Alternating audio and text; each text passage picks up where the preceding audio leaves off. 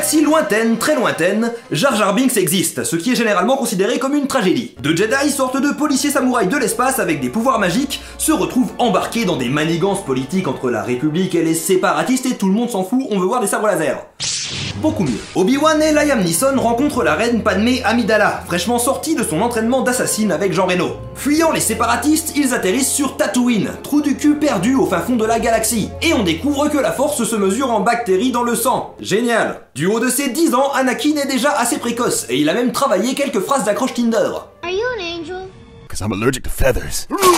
Bref, des choses se passent, les méchants Sith refont leur apparition en la personne de Darth Maul, qui, n'ayant apparemment pas vu Taken, tue Liam Neeson avant d'être tranché en deux par Obi-Wan. 10 ans plus tard, Anakin nous apprend qu'il est obsédé par Padmé depuis qu'il lui a parlé une fois avant même que ses testicules ne soient descendus. Si Twitter existe dans l'univers de Star Wars, je voudrais pas voir les DM de Padmé. Heureusement pour lui, sa dulcinée est visée par des attentats et les Jedi décident de l'affecter à la protection rapprochée de la sénatrice. Oui, maintenant elle n'est plus reine, elle est sénatrice pour des raisons qui existe. Pendant qu'Obi-Wan part à la recherche d'un spin-off, Anakin et Padmé se roulent dans l'herbe et on assiste à la naissance d'une histoire...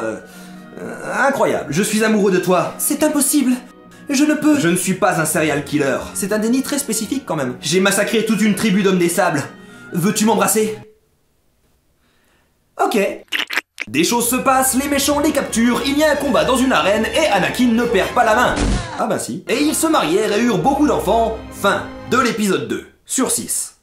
Sans compter les spin-offs et la nouvelle trilogie. Quelques années plus tard, Anakin a changé de coupe de cheveux et après avoir décapité Saruman, il apprend que Padmé est enceinte. Ce qui apparemment l'a fait passer de meuf ultra badass et influente à plante verte inutile. Mais alors qu'Obi-Wan part en quête d'un autre spin-off, Anakin fait un rêve prémonitoire dans lequel il voit Padmé mourir en couche. Alors mourir en couche, ça veut dire mourir pendant un accouchement, pas mourir en portant des couches. Le jeune Jedi décide donc d'aller voir un gynéco... Ah non, il en parle avec un vieux type chelou qui est très clairement le méchant de la trilogie.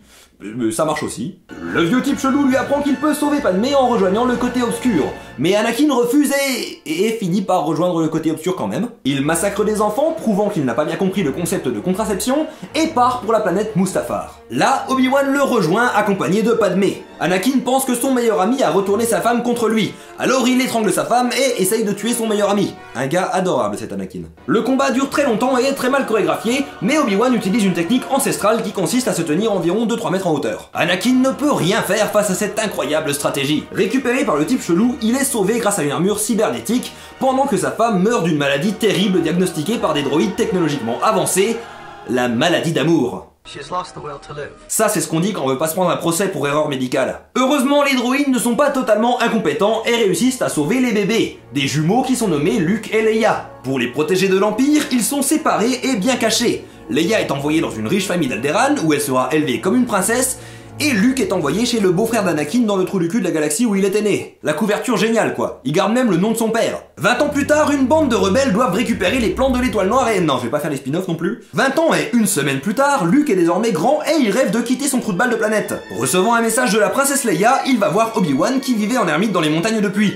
Ce dernier lui apprend que son père a été tué par Dark Vador et qu'il était un chevalier Jedi. Ils partent ensuite avec Han Solo et Chic Taba à bord du Millennium Condor, désolé je fais juste ça pour faire chier les puristes, et finissent sur l'étoile noire. Ils sauvent la princesse Leia, Dark Vador tue Obi-Wan et Luke fait sauter la station spatiale. Ouais non là j'accélère, c'est plus possible. Dans le film suivant, Luke finit par affronter Dark Vador dans une scène iconique où il lui apprend la vérité. Non. Han Solo est le père de Kylo Ren. Non, ce n'est pas vrai.